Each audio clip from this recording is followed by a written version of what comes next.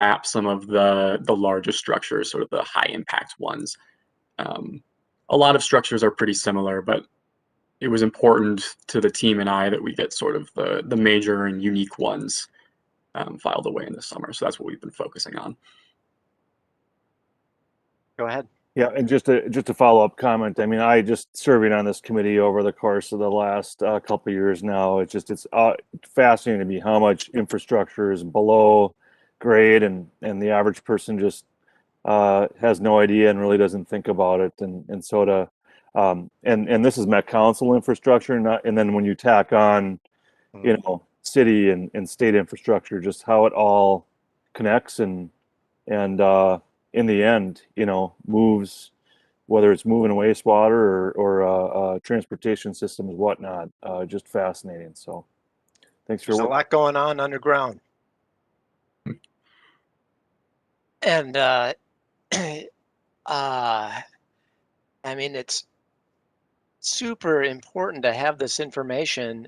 Like you thinking about the example that you gave about the meter vault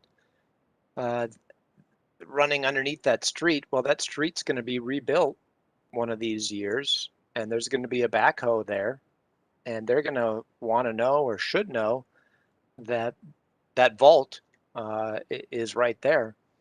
And so I'm glad that we're going to be able to provide that information. And I know that this type of information,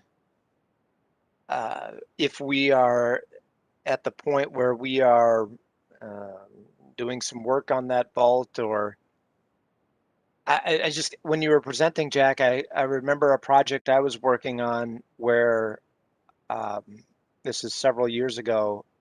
We were doing a city project, and we thought that the city pipe, a water pipe or whatever it was, wastewater pipe, was like 5 to 10 feet underground under the street, but it actually was 20 or to 30 feet below. And that just blew the cost estimates really out of the water and changed the project pretty dramatically. So I, for one, I'm glad that we're really getting a solid understanding of where all of our underground structures are located and what the depth is and what the type is and all of that good stuff. So thank you for your great work. Absolutely. Thank you. All right. Thanks. Have a great afternoon. You as well.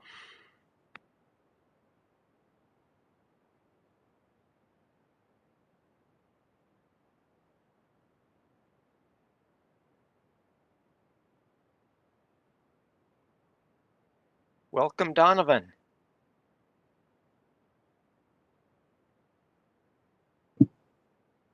Good afternoon / good evening. Sorry, I'm still trying to pull up my information real quick. I'm sorry. No worries.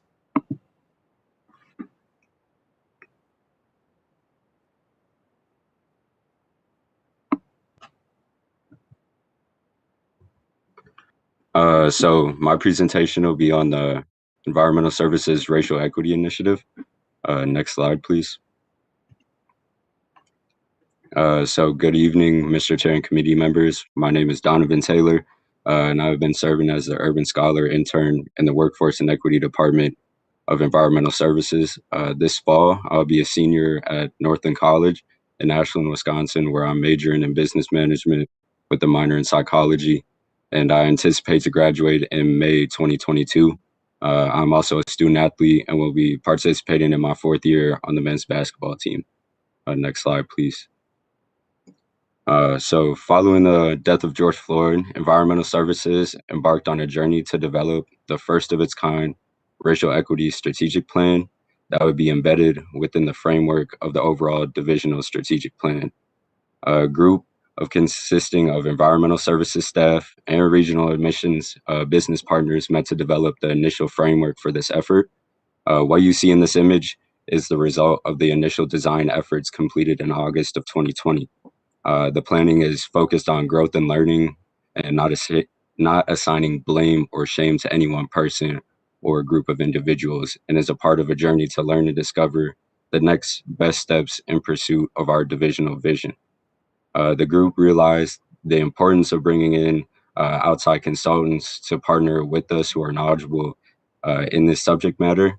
And since early 2021, behind the scenes pre-work has been done to pave the way for engaging all staff in the process. Next slide, please. The team has been following the Growth Consultant strategic visioning process as a part of its journey.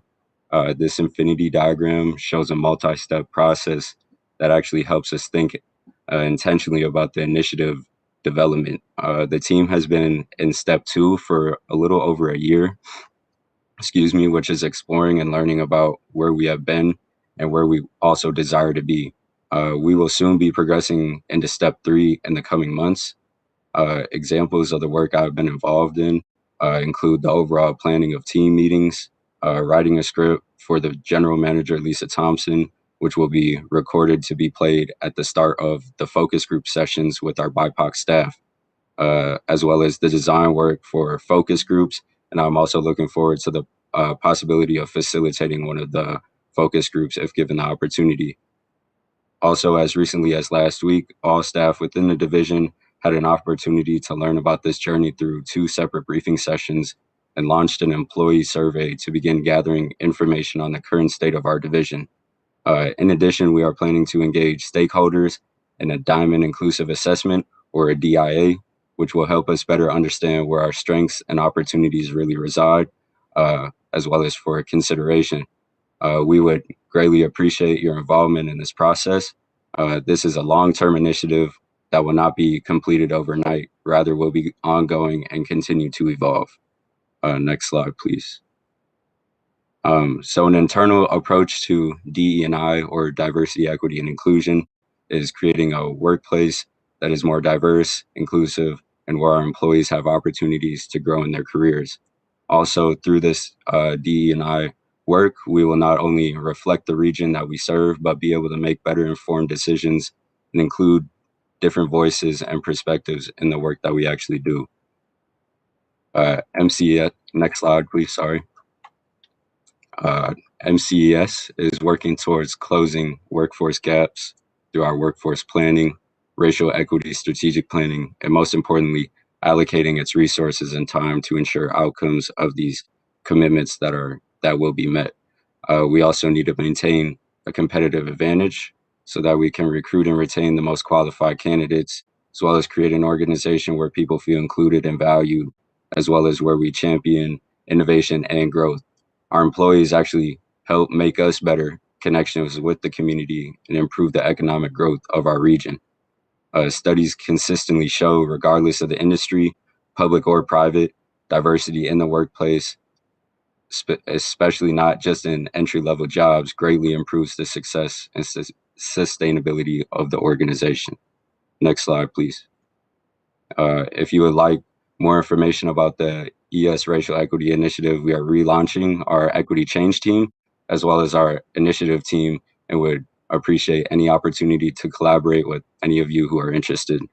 This concludes my presentation, and I'm happy to answer any questions you have. Excellent presentation. Thank you very much. Questions for Donovan? Councilmember Wolf. Thank you, Mr. Chair. I have 2 questions. The first one is, can we see the questions that were asked of the employees in the survey that you sent out? Is that something that could Yes. be emailed to us? Yes, I can. Great. And then the other question is there anything that you've come across in all of this that was different from what you expected to see? I guess something that may have been different, or I guess unexpected, was just the I guess like the importance behind all this work, really pushing the envelope on the work that we have been doing. It's been different from work that I've done in the past, specifically from school. Really just trying to envelop a unification throughout the agency was really, I would say, like the biggest, I guess, difference, so to speak, if that makes any sense. Thank you. Absolutely. And you asked for our involvement in the future. I'm sure I can speak for the committee in saying, yeah, absolutely. Love to help in any way we can with DEI and moving that forward, and for all the reasons that you articulated so well about removing barriers and encouraging opportunities and spurring innovation and growth in our department. So absolutely 110%. Thank you. Councilmember Fredson. Interested to know how you learned of this internship, and I mean, if you grew up in northern Wisconsin versus the here in the cities or the metro. Yeah, so I'm actually from South Minneapolis, and I actually heard about this Urban Scholars Institute kind of through word of mouth, actually. And I just applied and just kind of seen where the opportunity took me. And I'm great that it landed me here. And but yeah, anything else? Um, but yeah, that's it. We're fortunate that you heard about it and that you did this great work. Yeah, thank you. Great. Well, thank you very much. Appreciate it.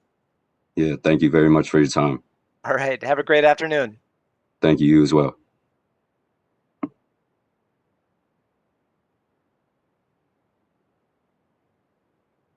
Welcome, Maxwell Savage.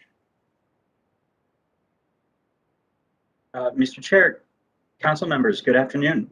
My name is Maxwell Savage. I've worked for the last couple of months with Performance Excellence and Analytics as a business systems intern. Next slide, please. I am a returning MERP, as we call ourselves, Master of Urban and Regional Planning student at the Hubert H. Humphrey School of Public Affairs. Be starting my second and final year. And my internship really focused this summer on the creation of virtual twins and similar environments. Next slide, please. Walking a little bit deeper into virtual twins and similar, myself and Haley, who you'll hear from later this afternoon, we've done a lot of work together on this. We did a lot of research for a potential drone program that could be used to analyze topography, provide training videos. There was some discussion at one point of ground penetrating radar as further ways of analyzing existing infrastructure. We're also looking at HoloLens, Microsoft HoloLens training pilots for various aspects around the council, specifically using it to create guides and tutorials for occasional or new operators on various pieces of equipment, so that someone could actually wear a visor that provides them with a holographic walkthrough in the environment that enables really, really low stakes training experience and also an excellent and almost foolproof refresher for occasional operators. We also stepped into the Digester 1 at the Empire plant when that was down for maintenance over the last couple of weeks. We've got a couple of different scans of that. We've also scanned most of the Metro plant. We've done the compressor building, sludge thermal conditioning, solid sludge transfer, the administration building, maintenance and the maintenance and warehouse structure. And I have personally been pursuing the possibility of using this technology to analyze bus stops. After speaking to some interns in transit, I understand that most of that analysis happens through Google Maps. So if this exists within the council, it makes a lot of sense to me to try to bridge that divisional gap. And I am starting to look at standardizing format for EAPs across various plants, as Kiana was discussing earlier. Next slide, please. Personally, I have gained just a massive amount of understanding of the council itself, which as a MERP, I feel really, I'm really exceptionally grateful for beginning to understand the underlying mechanisms of a regional governing body like Met Council and the high-level wastewater treatment overview that I've gotten over the last couple of months. I've also gained a lot of proficiency with AR training tools, things that while I had worn a visor in the past, I have never interacted with the training program or the programming element of it. I've gotten a lot of experience with three-dimensional scanning cameras, the creation of virtual environments, and I have received actual training in structured documents using XML, Arbor Text, and similar. Next slide, please. And that's a really high overview of most of the things that I've attacked this summer. I would welcome any questions. Fantastic. Thank you. The questions. I mean, one thing that came to mind for me is that this AR technology can be so helpful, or virtual technology can be so helpful in this COVID age that we live in, where you really don't want 10 people all jammed into a conference room, or 3 people in a enclosed truck or something like that. I think there's a lot of advantages to that. Questions or comments? Councilmember Wolf. Thank you, Mr. Chair. It sounds really cool. It's unfortunate we didn't get to see a video example of it in the presentation. Did you think about adding in something like that? I considered it. I wasn't certain what the, excuse me, Mr. Chair, committee members. I was uncertain as to the level of depth of diagrams and photos that we should include in our slides. And had I to do it over again, I would most certainly incorporate some. I know that using videos in PowerPoints always gives me the heebie-jeebies about whether or not it's actually going to work or not. But yeah, that's good. Excuse me, we do have a number of the scans available on MetNet at this point. I wasn't aware. Talk to me more about ground penetrating radar. What's that all about? Mr. Chair, committee members, it is something of a tangential element that I found towards the end of the drone research project. But the premise, I believe, the use case that I found for it was specifically using a drone flying at a relatively low altitude with ground penetrating radar to map existing infrastructure below grade in I forget which city it was, but in an Indian city that had been there for hundreds or thousands of years and had layers and layers and layers of infrastructure. Just the premise of being able to precisely locate almost as a counterpoint to Jack's previous presentation about GIS locational, to be able to bring GPR unit out to a site and get an immediate read on what's underneath. Fascinating. Well, thanks again. Really appreciate your work. Sounds great. And we love the Humphrey School, tell you that much. And there's a lot of good MERPs coming out of the Humphrey School. So keep it up. Thanks much. All right, who is next up? Welcome. Hello. Hello. My name is Leticia, and my presentation today is going to be on a process computer group firewall upgrade. Next slide, please. So I'll give a little bit of my background. I attended Minneapolis Community and Technical College, where I got my associate degree in computer support and network administration in 2017. Then I transferred to Metropolitan State University, where I got my bachelor degree in information assurance in last year, 2020, during the pandemic. So for my summer project, I worked I'm working in a group called the Process Computer Group, or PCG. So the project was about upgrading their firewall, which I will explain a little bit in detail in the next slide. But I'll give a little bit of background about PCG. PCG Group, actually, they manage the SCADA network or industrial control network for 9 wastewater treatment plants. So this project that I've been working on throughout this summer was actually the result of the business unit of last year, October last year. It was approved last year, and then I had the opportunity to work in this project for this summer. Next slide, please.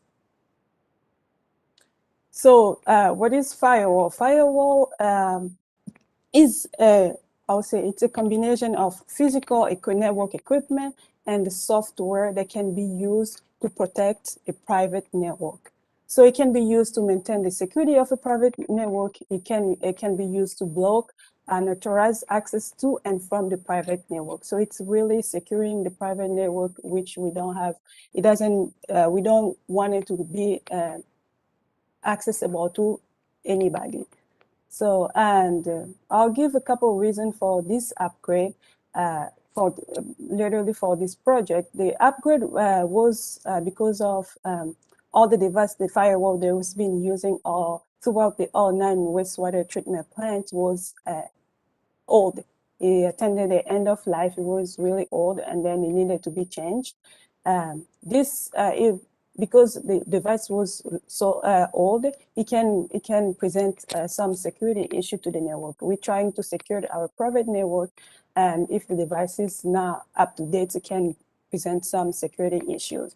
So, and then another reason was for the newest technology. Implementing with the newest technology, it will allow the group to have a more advanced security feature. It will allow us to secure the network better. So these 2 reasons, device end of life and the newest technology in the market, was really the 2 big reasons for this project.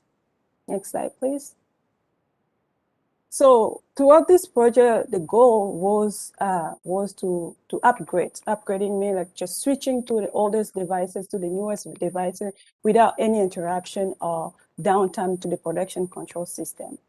I would say this project was very critical because the equipment that we're trying to replace, we're trying to upgrade, was actually active, was online. We're trying to switch from the active system. So the firewall that we're trying to upgrade was working, and then was trying to perform their work. So while we're trying to switch, we need to make sure that it doesn't interfere with the production, production control system. We needed to be all the time, at least one active firewall in place. We couldn't just cut the old one and then put the newest one. We need to make sure that as we're trying to transfer from the old one to the newest one, the system is still active and then online, and then protecting the private network. So we did that on 9 wastewater treatment plants, and then we were able to replace 18 appliances, each 2 appliances per plant, which went pretty well. We pretty much completed the project.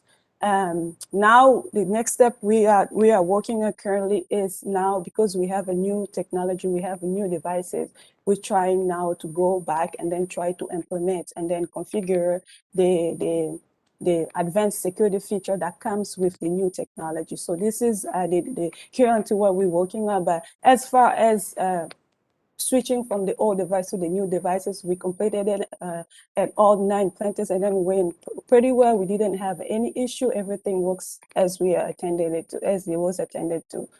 So for my experience, and what I really gained from this project, with summer project, is it was hands-on and the real world experience. I'm coming straight from school, and then I didn't have really much hands-on experience. And then I got this opportunity to work on this such critical project, which was really, really beneficial to me.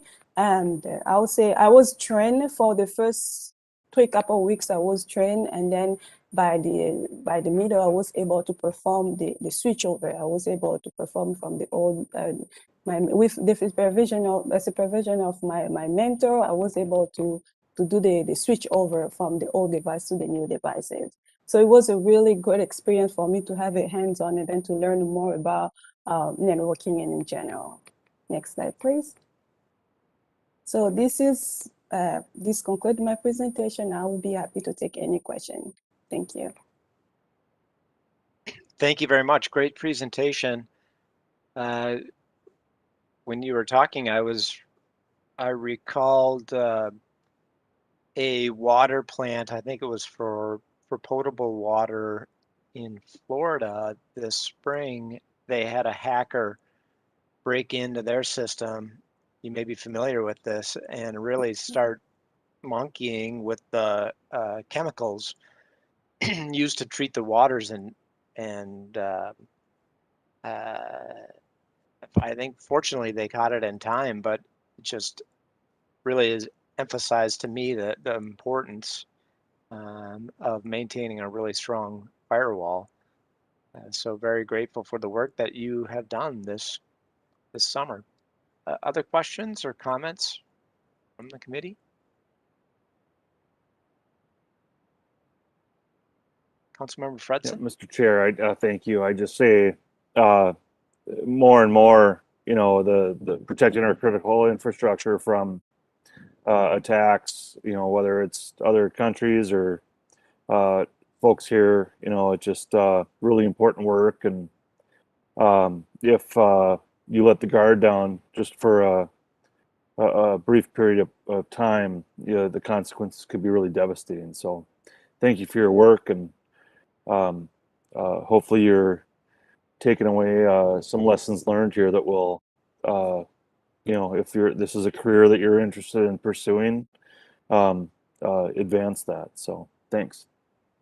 Thank you, Mr. Chair and committee member. I will have to agree because securing the network is very critical. It's better to prevent than waiting for the something to happen and then try to figure out what we should do. Well, I'm very, very grateful. I have the opportunity to perform this project. Wonderful. Keep up the good work. Keeping us Thank safe. you. Thank you. All right. Thank you so much.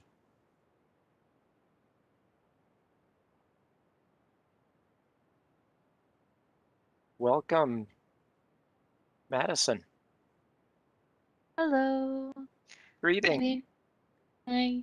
Good afternoon. My name is Madison Bose. I am the technical writer intern for the Operations Support Services team here at Met Council. Next slide, please. I graduated this past May from the University of Minnesota Twin Cities with a Bachelor of Science in Technical Writing and Communication.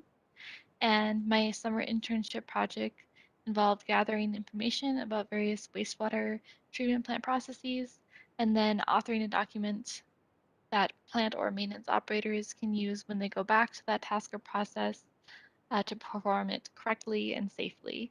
It's called writing a SOP, and I'll explain it a little bit better in the next slide, please.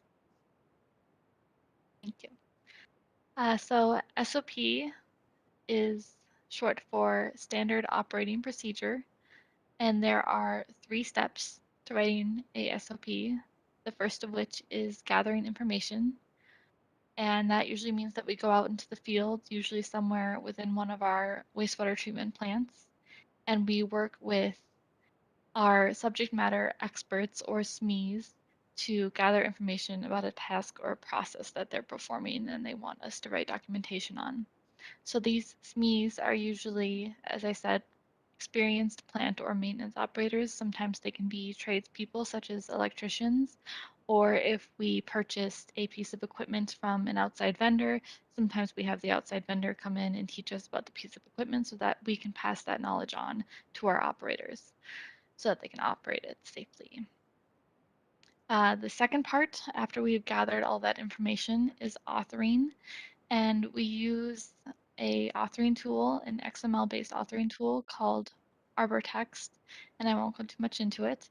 But once we're done with our first draft, we send it out for review to our subject matter experts. Since they are the experts, we want them to have the final say and look it over and say this is correct. And then we can finally publish it out to our facilities and operations library, which is that screenshot you see on the screen there. Is what our operators would see if they went into that library online and they were searching for a task or a process at their plant that they wanted to have a job aid on as they're performing the task. They pull the job aid up and then they have it so that they can perform the task safely. And then also we have been incorporating video into our SOPs this summer, working on that, as that is how kind of the direction that the industry is moving overall towards video. So we've been incorporating them into our SOPs. Next slide, please. So lately I've been working on a bigger project, which is updating the guidelines on how to write and publish SOPs following the specific process that we follow at Met Council Environmental Services. And I'm updating from this version here, which is kind of like an old paper copy that I have in a 3-ring binder, and it says 2018 on it. So it's hasn't been updated in a while. So I kind of combed through there and picked out the most essential information and put it into a new digital version. You see a few screenshots on the screen there from the digital version. And it's in its first draft form right now, getting comments and suggestions made from my team, and then I'm gonna take those comments and suggestions and make a final draft soon within the next week. So it's very exciting to have that guide. It's going to be used by program supervisors and other technical writers within the department. I'm working in the summer to help people who are just kind of learning the programs get a feel for how the authoring and publishing process works here at Met Council. So next slide, please. So that concludes my presentation. I'm happy to answer any questions that you have right now. Otherwise, if you think of any later, you can always feel free to email me. Thank you. Great presentation. Thank you very much. And you seem like the perfect person to be writing an SOP with your experience at the U of M, getting your degree in technical writing. This matches that perfectly. Was there anything that surprised you between what you learned at the U of M and actually sitting down and typing out a brand new SOP? Yes, thank you, Chair Lindstrom. That's a good question. I think the biggest adjustment coming into my council as a technical writer was learning that authoring tool that I talked about called ArborText, that XML-based authoring tool, since it does use DITA, which is a markup language, and it's just a little bit more of a learning curve for me. And before I could write that guide that I showed you, I had to really make sure I knew how to use that tool.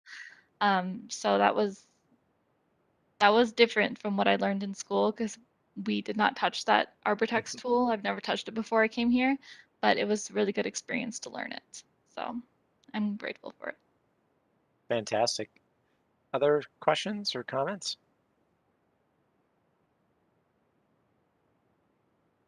Excellent job. Thank you so much, Madison. Thank you. Have a good evening.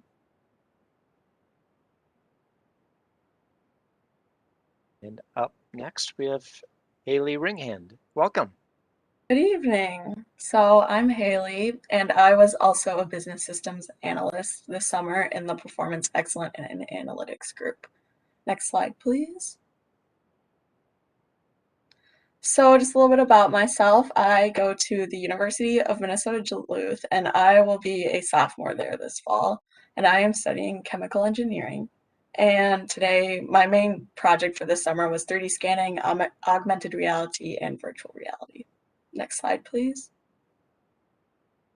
So the first thing I'm kind of going to talk about is just 3D scanning. You heard Max talk about it a little bit, but he didn't really go too in depth. So basically the most common version of it that you see will be on Google Street View, where you see all the houses and you can click along the street. That is a virtual environment that was created with some version of 3D scanning.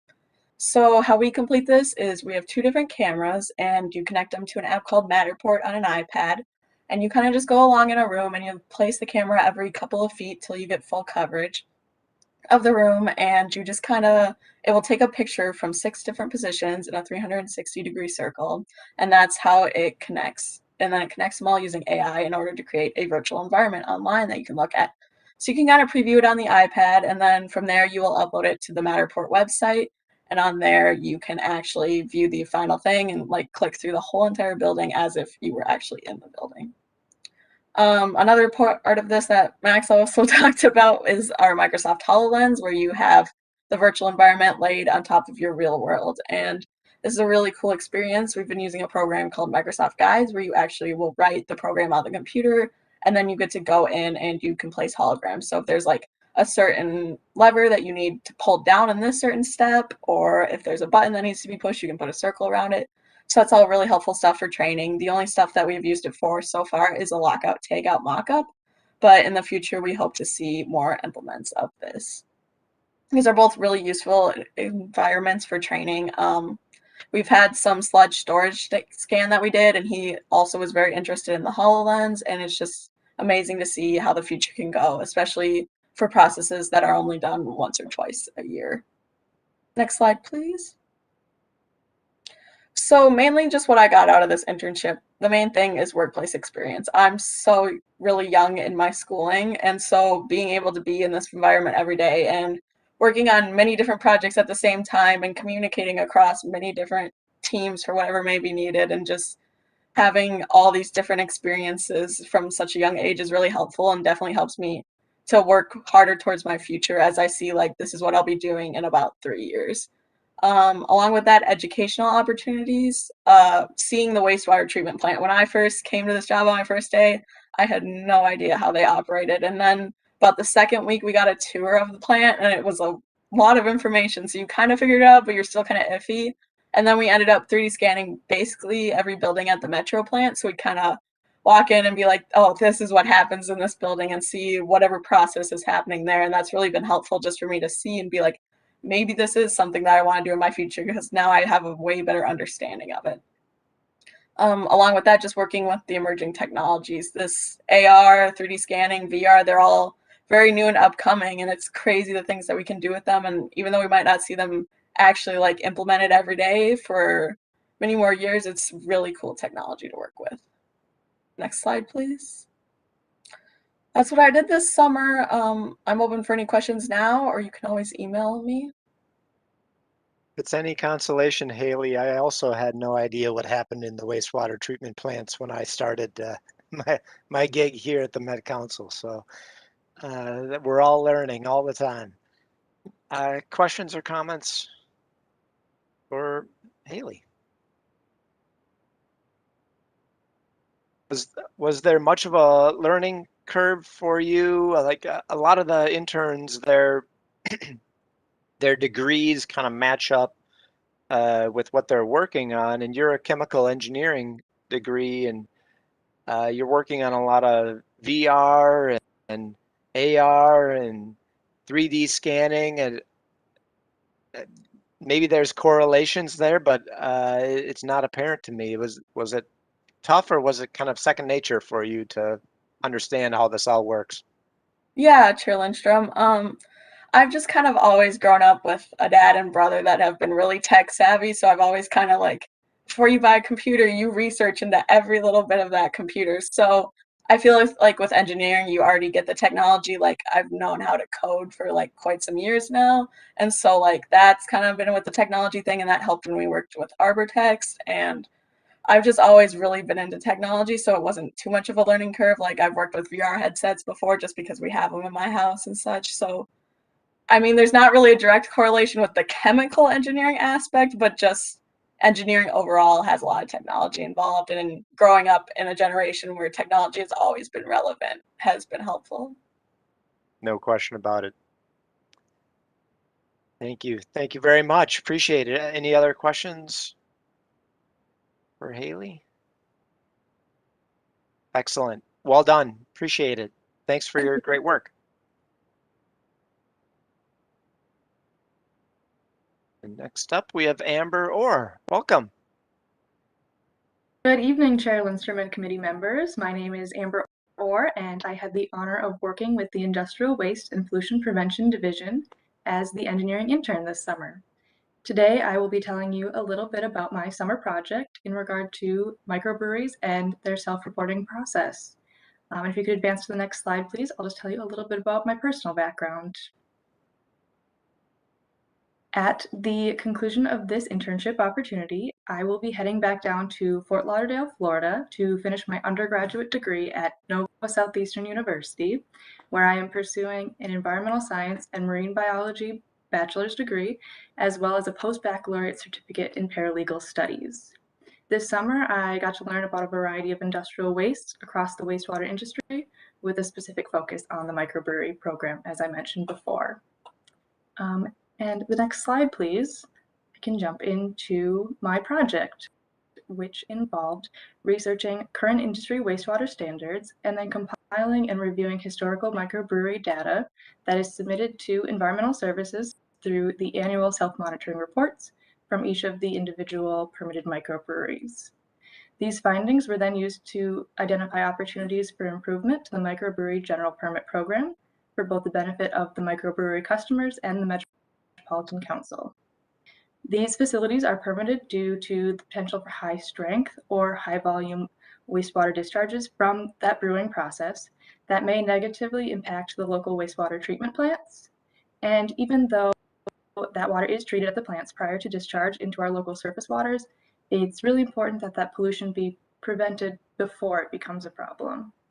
And so for this project, the two main research focuses included the reported industrial waste volumes as measured by industrial wastewater to beer production as a ratio, as well as deductions that are currently being claimed by the facilities for water loss, such as spent grain or evaporation. And the next slide, please.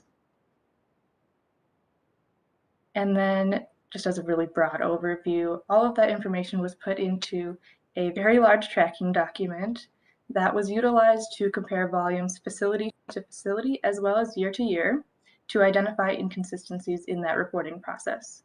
It also served the purpose of categorizing the facilities as below, within, or above the industry wastewater standards.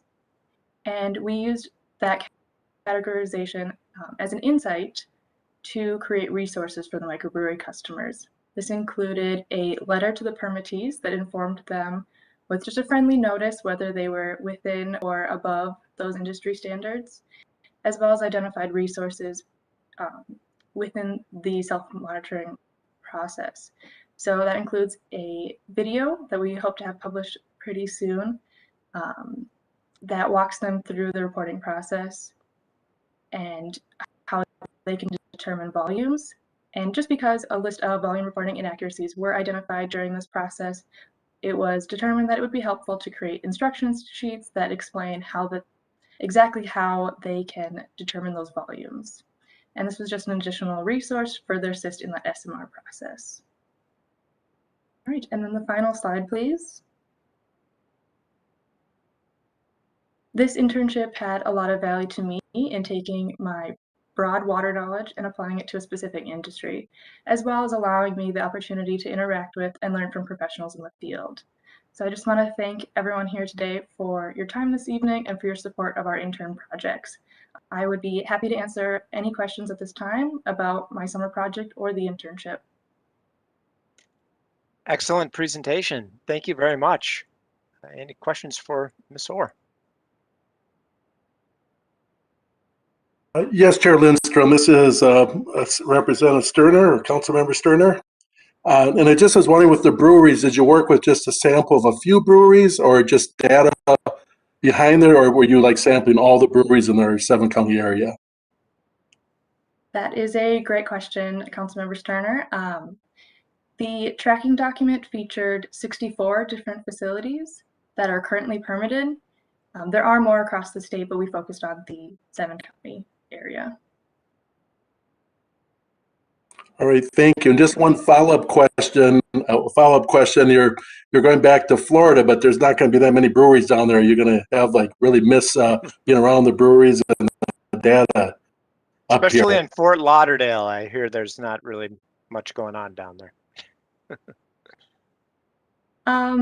You know what? It was an Okay. interesting perspective. I did a lot of my work remote and utilizing some technology, such as videos, to kind of learn the brewing process. So I didn't get to go to a lot of the brewery facilities as much as some of the other industries that I got to visit. So yes and no. It is an emerging field, and like you articulated Okay, so thank well, you. it's so much better to take care of that industrial waste, at the source as much as you possibly can before it hits the plant. And so, thank you for your great work, Councilmember Fredson. Thanks, Chair. I was just going to ask, were you at this long enough to actually see some brewers respond to your work and see them make progress, or do you feel like that's what's going to come as a result of this work? That is a great question.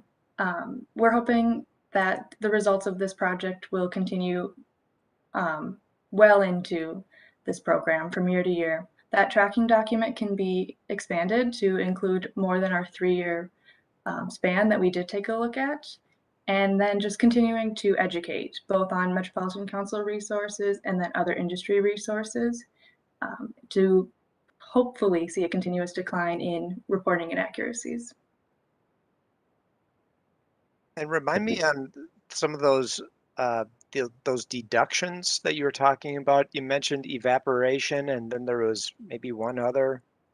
Talk to me a little bit more about ways, other sorts of deductions. Sure, I can gladly do that. In the reporting process, they have to balance out the water that's incoming from their city or wells with the waters that's used in the production process. And some of that water is lost to evaporation, depending on the kettle size, heat, brewing time, or in spent grain. So when they soak that malt and different grains, some water is lost. And so just to balance out those numbers, they are able to claim water deductions for a variety of things. Excellent. Well, thank you very much. Really appreciate it. That's really important work, and we're grateful for your great work. Right. Thank you. Thank you.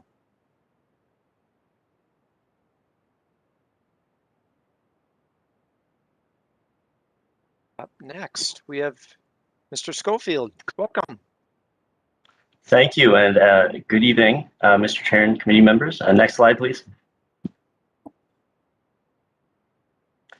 So I grew up in South Minneapolis. My name is Will, and I attend the University of Manitoba in Winnipeg, Manitoba, Canada. I'm entering my final year of studies in a 5-year biosystems engineering program with a specialization in environmental engineering, and I'm interested generally in sustainability and climate change, and I think water treatment and water remediation fits into that. So my project this summer has been to reduce waste production, to reduce solids production at the Rogers wastewater treatment plant. The site is going to be decommissioned in 2030 and replaced by an adjacent wastewater treatment plant that will be under construction shortly. So regional service will be transferred to that new plant. And the Rogers wastewater treatment plant in particular contains an on-site waste or sludge storage pond that has a history of being overloaded, and removing some of that waste via mechanical dredging can be very expensive when it reaches its design capacity. So it's important then, and this has been a significant portion of my summer project, is eliminating at the source by optimizing plant processes and secondary elimination. So essentially reducing some of the waste volume in situ and finding other means of reducing both waste production and in situ reduction. So to do that, I had to understand mass transfers and understand where some of the waste is being generated in the process, and then reduce accordingly. So next slide, please. So a significant portion of determining what will happen if I change certain parameters in the wastewater treatment plant process is using industry-specific modeling software, and that's what I've been using is a software program called BioWin. So I started by constructing a site model using my knowledge of the plant layout and flows in the plant and various process metrics, and then calibrating influent flow metrics to observed effluent and mid-process data, so that the output of the simulation and what happens when I run simulations is an actual or is a somewhat accurate reflection of what would actually happen if those same parameters were changed in real time. So part of that process is just first of all, identifying parameters that can be changed, and then adjusting those parameters in concert in isolation and determining if there are relationships to them and whether or not they're independent, because a lot of the variables in wastewater treatment plants are confounding. They're not independent. And then performing a regression on data sets where that's applicable. And once I have all of that, then I can optimize in the model for solids reduction, and then thereby reduce waste flow to the on-site storage pond or lagoon. So to do that, I need boundary conditions. So what are operators and managers comfortable with? What are the permit limits? What have third parties, such as consultants, determined are acceptable values for various parameters and limits for those parameters? And then using relationships from the model to predict optimal values. And once I've done all of that, then experiments can be designed to determine whether or not the model predictions are correct and whether or not the waste reductions that I predicted are correct. So next slide, please.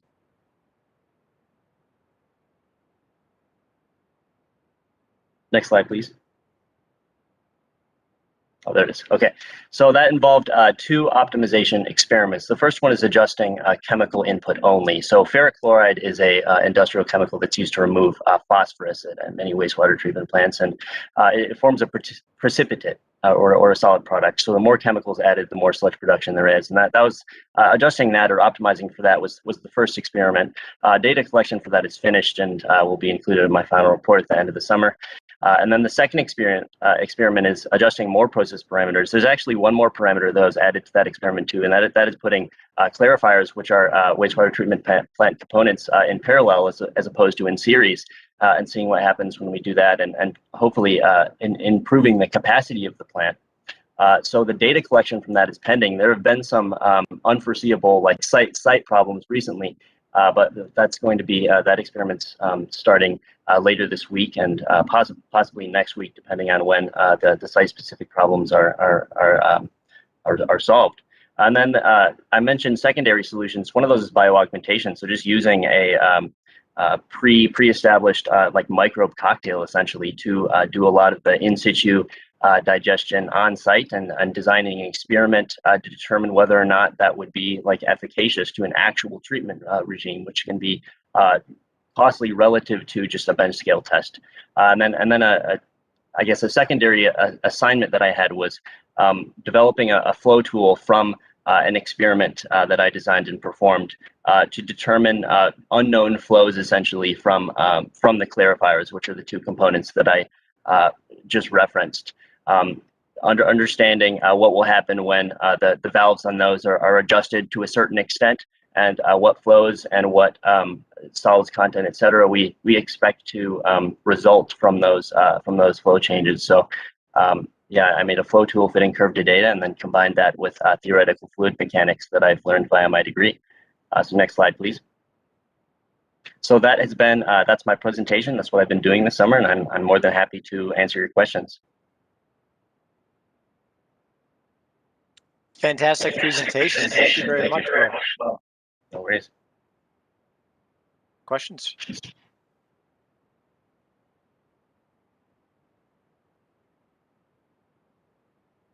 I'm glad that you were actually able to run experiments to see if the models actually, are doing That's what right. they said they would be doing. Doing these real world experiments, you learn that sometimes unforeseeable things do happen with Absolutely. the site or what happened or what have you. And so that's all part of the learning process as well. Absolutely. Yeah. And that's been one of the most valuable parts of the learning process this summer, actually, is just kind of encountering obstacles and encountering some adversity through like the unforeseen things that have come up and working around that, because that's a really a key part of being an engineer in most fields. I agree with that wholeheartedly. Any other questions? Thank you, Will. Thank you so much. Appreciate it. Thank you. Thank you, Mr. Chair. Have a good evening. You too. I appreciate it.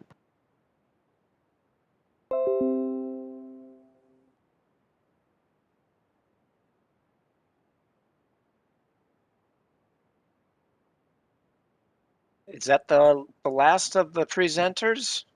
Yes, Mr. Chair, that was the final presenter.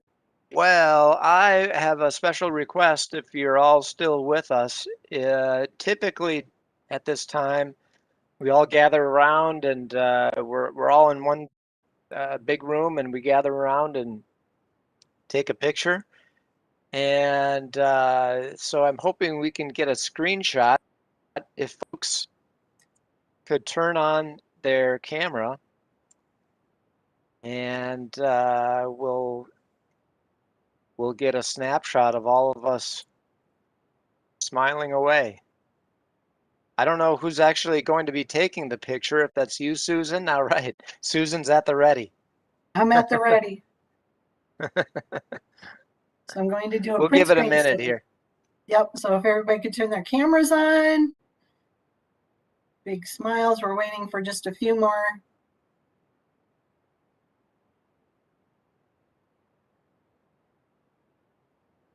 Waiting for everybody. So everybody that is on this call, please turn your videos on.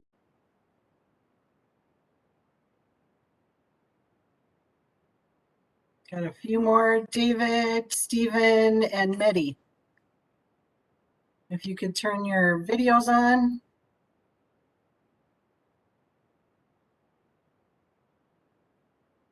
It's possible they just stepped away. They may have stepped away, so I'm going to go ahead, going once, going twice. I'm going to do a screen grab. Thank you, everyone. Just like that, we're done. Just So, like back that. to you, Chair. All right, that is a wrap. Well, thanks again to you all. I know that you benefited through this experience, but for sure the entire Met Council benefited and our region benefited as a result. So I'm counting on you to finish your studies if you still have some to go, and keep your eyes peeled to that Met Council job board, would you? We need really smart people to be working for our organization, and clearly you demonstrated that you're the cream of the crop here. So wonderful. And that takes us to Councilmember Fredson. Thanks, Chair. I just wanted to say this was one of my favorite presentations back when we were meeting in person, and now I think for 2 years in a row we've been getting this presentation virtually. But just so much talent out there, and just really impressed by all of the presentations. And also wanted to say to Lisa and others, I mean, just obviously a lot of thought went into the selection of the projects, and then obviously the interns that you brought on, but reflects well on the organization and just good work overall. So thanks. Agreed with that. And so kudos to Sudi, if you're still on. Great job, and the team that you have working around you. And I think that takes us to Lisa.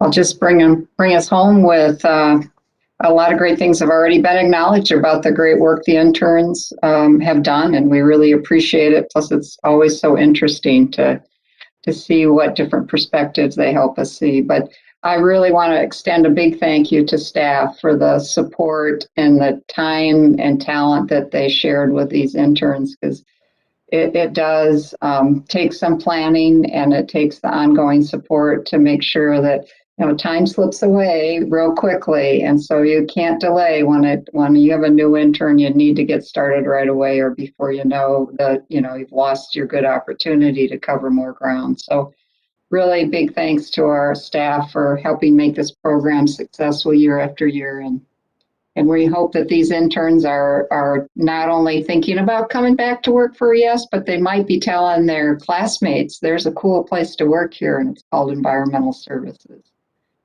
And your support is part of making that happen. So thank you all, too, council members. And that's what I've got for today. I figured we'd keep it on the light side since we didn't have any business to transact. But this is important, too. Indeed. Well, thank you, everybody. Have a great rest of the day, and the meeting is adjourned. Thanks.